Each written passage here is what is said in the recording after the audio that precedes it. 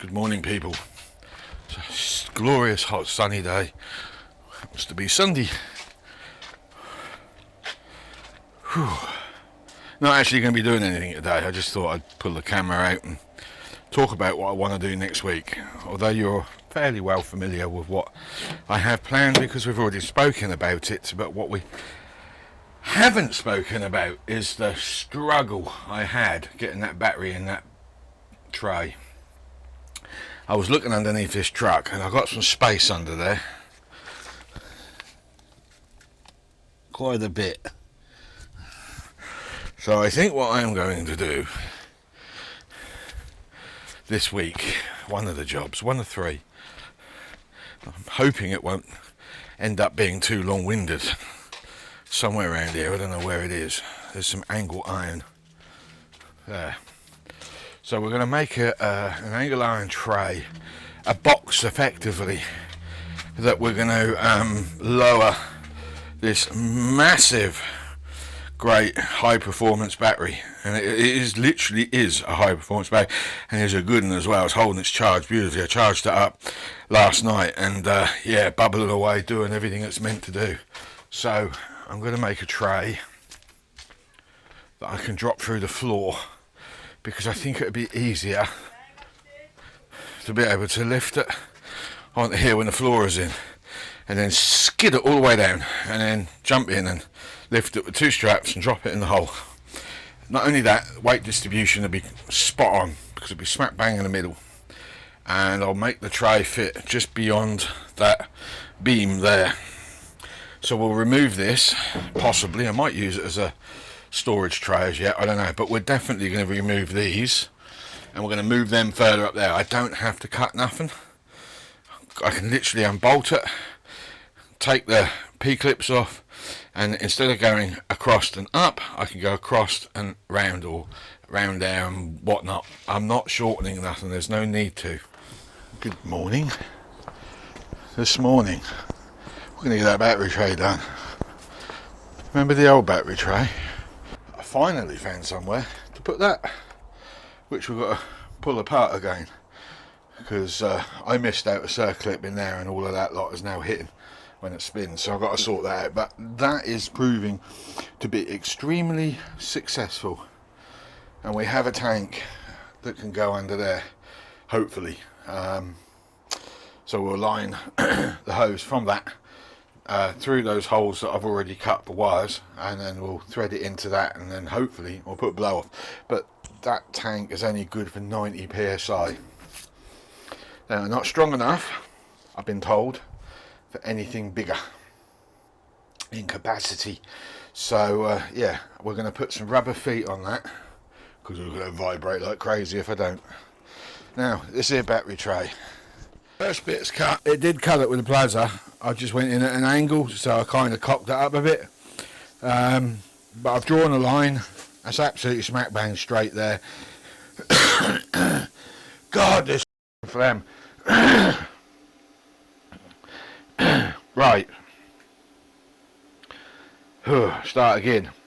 Take two. So I cut my first piece. I did do it with the plasma cutter. It did actually succeed. However, I did go in at a slight angle, but I ain't too worried. We'll cut this angle iron out and we'll notch it in all the way around. The angle that goes in for the posts are going to overlap. I've kind of decided that's the easiest way, because I want maximum strength out of this. I'll stitch weld it along the back, all the way along here. I'll put a couple of little stitch welds inside as well to hold it. And then when we get to the top, as we spoke about, we'll have another piece like that.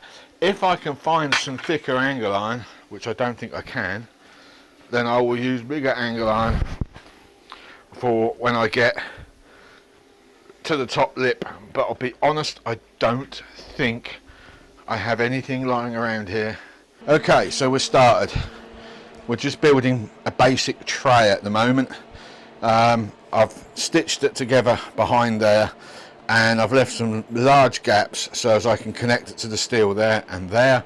What we've got to do now is just get the last one put in, and then we can start the stilts that go up, 4 of them, and then we do an upper frame.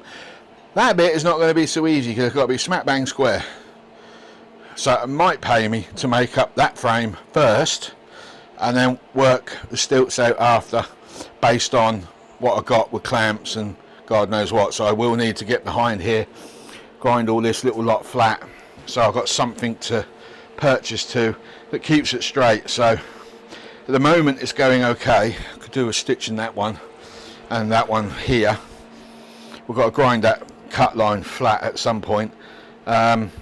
So yeah, one battery tray. Plasma cutter tips started to go on me, so it came out a little scruffy down there, but it don't matter. I am not that worried about it, to be honest with you. What I now need to do, clean up some of the welds, which I've done on top, but I ain't done on the inside edge yet. I'll cut my battery up with my hands, so we'll sort that bit out. And one battery tray. It don't need to be any more than that, do it, really? Nice, solid, heavy base. So if I do hit rocks, or the prop bounces off and bounces up, I don't take the goddamn battery out. That's the whole point of it. A couple of little extra supports that side, but I've done none that side because there's a frame very close, and I don't really know how close I'm going to get to it when I slide this in. And I cut the angles off because I want to cut a neat hole out, drop that in, and then this lip I want to weld it to the floor all the way around. But if I can't, I'll have to screw it down, which will mess me up a little bit on the lid. But if we can get away with welding it in, even if it's just stitching it in, I'll be more than happy with that. So what I'm going to do next, I'm going to get this outside and I'm going to hammerite it all up except for this area here. I'm going to leave that bit. I'll do the underside, but I'm going to leave that edge and all of that alone, and then we'll deal with that at a later date. I am then pretty damn pleased with this. However, the straps that I've taken off the old battery tray, these, even though the straps are strong, I don't think those clips are going to bear the weight of me rolling possibly multiple times, which could happen. Yeah, just don't know. So I'm going to have to make, I've kind of been debating about how about going about this, but I think we're going to have to put two steel straps, one here and one here. So tomorrow I'll paint it up, and what I'm going to do first is I'm going to cut two more pieces of this to run from here to here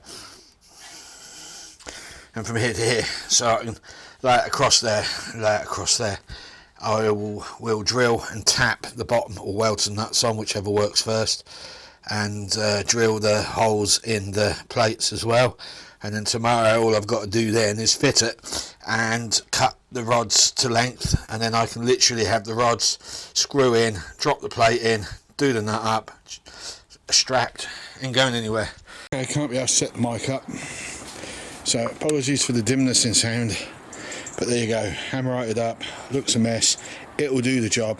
All I'm interested in, two brackets to hold the battery, two nuts welded on, drilled straight through, 8mm thread to get tomorrow, and then we will cut a hole out, weld that thing in, drop the battery in, and then we will start re-diverting all of the electrics at the back. So we've got to take all of that off and move it all the way over there somewhere. I might even cut a big hole out actually and just run that through so the lever sits flush with the floor pointing upwards. I might do. Make it up. I literally, no rain, I walked out there, I got as far as the tray and then it just opened up. Oh, flipping hell. Don't think we're going to get much done today. I'm hoping it'll stop, give me a couple of hours break, and I can get inside that car, scrape out all that rubbish, and get the battery tray, cut my hole out, drop it in. I'm hoping for the rain to stop, because I need to get that welder out. For obvious reasons, we don't want the welder out in this weather. It stopped raining, but I did half plan this badly. Damn. That is going to have to go right over here to that edge, and the back of the seat's definitely going to be in the way. I think the passenger one will slide forward enough to clear, but the driver's one. But if I've got a flat battery and how you get it out, how the hell am I going to move? I don't know actually. Let me check.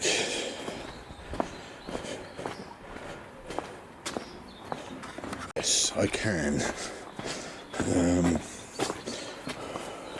The other seat's electric, so there is just about enough room for that seat to slide.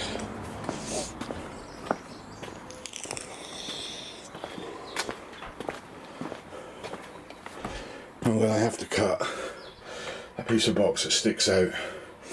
There's a cross member that runs along there as well, so I'm going to have to go smack bang right through the middle of that. It isn't doing very much, to be honest. The floor's still tin canned, so I will probably add some extra angle iron and screws to try and take the tin canning out and weld those to the frame of my battery tray and see where we go.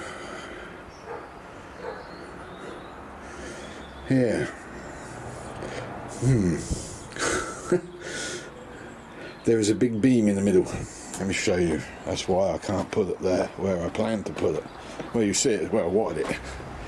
I knew the beam was there, but I figured I could go back a little way, but I don't know. That's looking like I'm going to have to go back an extreme way. I don't know if I'm going to get that in there. Genuinely, I don't know. It might have to have a hole cut and have it rest on that beam, bolted in, so it's an extra support for the front body.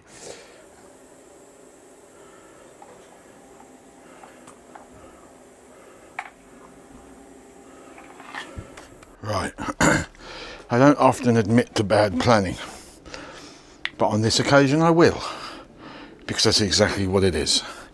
Fortunately, the prop is just a little bit too close for my liking. I don't think it will go much higher than that anyway, if I'm honest, but you just don't know. Well, I don't know. So what I'm going to do, I'm going to take that out, if I can get it out as tight, and I'll weld another load of these underneath that oppose these, and then I can just clean up that paint and tack it in places. I might even put some sealant down. I've got some left over if it hasn't gone hard, and just tack the corners up and a couple of little tacks in the middle of each one, you know. It will sit about the same height as what that floor is there. I mean, I could, if it came to it, cut all that tin out and just remake that floor the same height, and then it will be, the problem will be resolved. But we're not going to do that. We do need to get that up a little higher. In order to save noise on grinders, I just decided to hit it with a plasma cutter, and you can see on that one I really did hit it. It's a bit of a mess, but I'm not going to worry about it too much because it isn't going to affect this in any manner or form. That piece of metal now does nothing for the structure, so we're not going to cry about it. It's just no point. In between rainstorms at the moment, I've literally just put the tools away. Right, there you go. It's raised up. It's got a good clearance on that prop. I don't think the prop's going to hit. It's about the same level, maybe a little higher than the chassis itself. So no, I really don't think that's going to hit. So yeah, I'm pretty pleased with that. Some of the aluminium work could have gone a bit better, but hey, it can't be. We're not perfect, and I rushed this because I needed to get it in and out of the way. So the battery is now ready to drop in. I've now got to move all those electrics, but I can't do that while we've got rain. So I'm just waiting for this stuff to stop, and then I will get the drill out, start removing all of the wire clips, disconnecting terminals, and we'll go from there really. I don't know where that isolator's going though. I sort of wondered whether to put it on the lid. There's plenty of room for the top of the battery for it, so, and then I could go straight onto the terminal live. But we'll see. Come to that bit in a minute. Look at those. There is one mother of a storm now coming in. So I decided, for now at least, that's it for the day. Isolator switch is now in. Red wire that was over there is now diverted over here, but I've got to screw it to the chassis so it don't move about. The first line is in. Tomorrow I need to do the earth itself, and then we're pretty much done on the battery. We've just got to make a lid, put the battery in and give it a go and see what happens. After that we'll get that fulcrum sorted out. I'm actually dreading that. So that's it for today.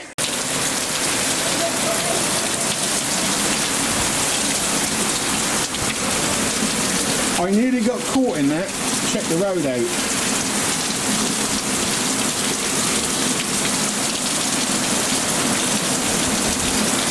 Just look at that road. Woohoo! But there's no thunder. Where's the thunder? Oh, there's a flash.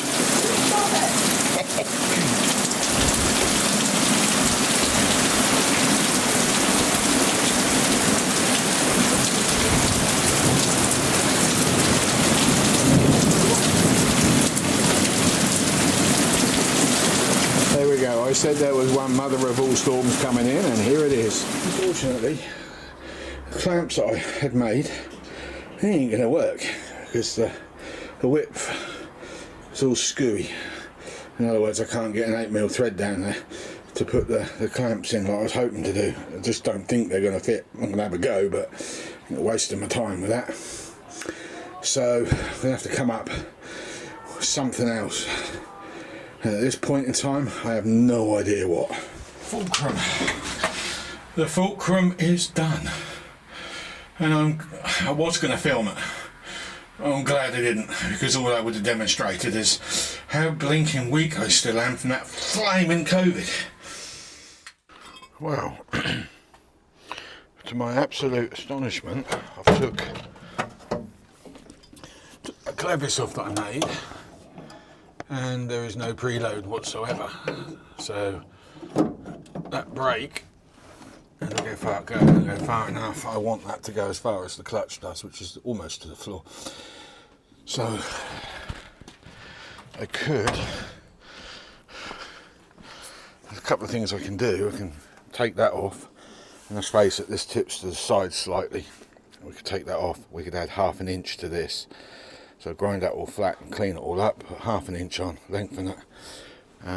Or we could just attempt to wind that nut in a little further. I must admit, I'd like to see that sit level, but I don't want to wreck these in the blinking process, which is what will happen. So I don't know what to do. Genuinely, I don't know what to do. Right, check that out. Check that out. It's straight. What I did is I cut the old tube off and welded a new one on, which I'm quite pleased with. There you go. It all works, trust me. And the pedals, the pedal length. Check this out, new position for the pedal. The pedal itself. This is where it was across to here, now it's all the way, and it's almost level with the throttle. And I've not had to cut nothing on the shaft. It's all been on that tube, lengthening that tube. However, we did have a small little cock up, the rubber gator that goes inside. I managed to melt that.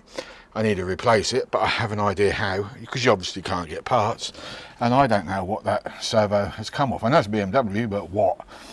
The only ones I was taking parts off was I think the E30s, the E36s, and the E46s. So it was one of those. I just don't know which one. I think it might be that E30 if there's such a car.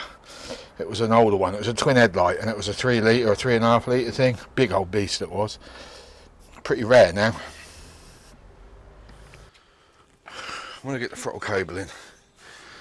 The throttle cable on the pedal goes up, it doesn't come forward as you'd expect. It comes up. So I think what we're going to do today is we're going to make a cover for this, the brake servo area, where all the, and I need to be able to remove that cover because I have to get that pin out at any point. I can. There's got to be a hole drilled in the cover around about here so the cable can come out and then into there. It's a very long cable. And then I've got to make a plate that can bolt to that, so the cable can then go onto that, and a little nut can go through and we can connect it all up.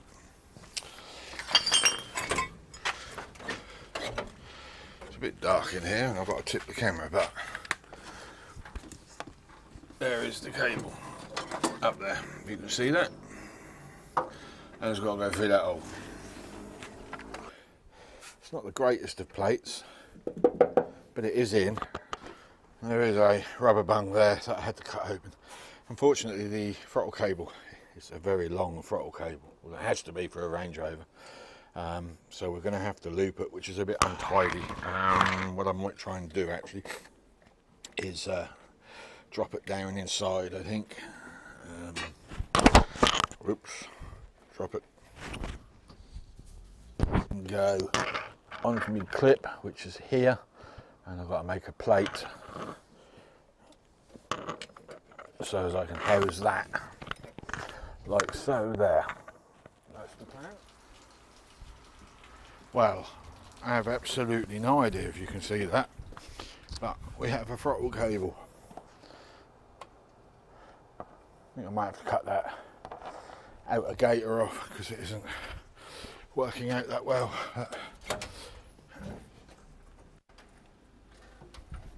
There you go. So the pedal's there. And we got clutch. Just how effective, I don't know. You can see what I mean by preload. I'm hoping I can pull that pedal down a bit further with a nut and bolt, but I don't think there's a lot I can do about that. Ideally I'd like it there, but it needs all of that room to compress. So even if I was to do another sleeve like the breaker's got, the distance is too great. I'd have to cut a hole in the floor down here where my foot is to be able to get that to go where it needs to go. It's unless I change the leverage. Look, my foot is on the clutch all the while anyway. I've got the throttle there and the brake is next to that, so it can stay there. It's just a bit awkward because of this tin here. There's not a lot I can do about it. So my foot is there on the throttle, brake, throttle. So they're right next to each other. Just the clutch is way, way up here, which means my knee is way up here. Makes it a bit awkward.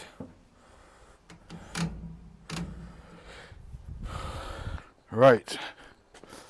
Well, I guess that's it. We are done for the week. Next week I'd like to get that bit of welding done at the back, and I think we will get the fuel put in and fire this thing up, if only just to move it to the top of the garden so we'll have a bit of a clear up. So yeah, that's all going to happen next week. I was listening in the background to the machinery that's coming outside my house, and it's half a mile away and I could hear it was loud, so I know what's coming out here is going to be extremely excessive. I can get away with a lot, so I need to get this up there. So anyway, I want to say thank you very much for those really kind comments, and thank you for the likes, and for those of you that shared, again, thank you. And we'll catch you next week when I hope, and don't hold me to it, I hope to put some petrol in it and get it fired up, and even better than that, we'll move it. Bearing in mind, got no oil in that gearbox. Not a good idea, but it's got to be done. See you next week.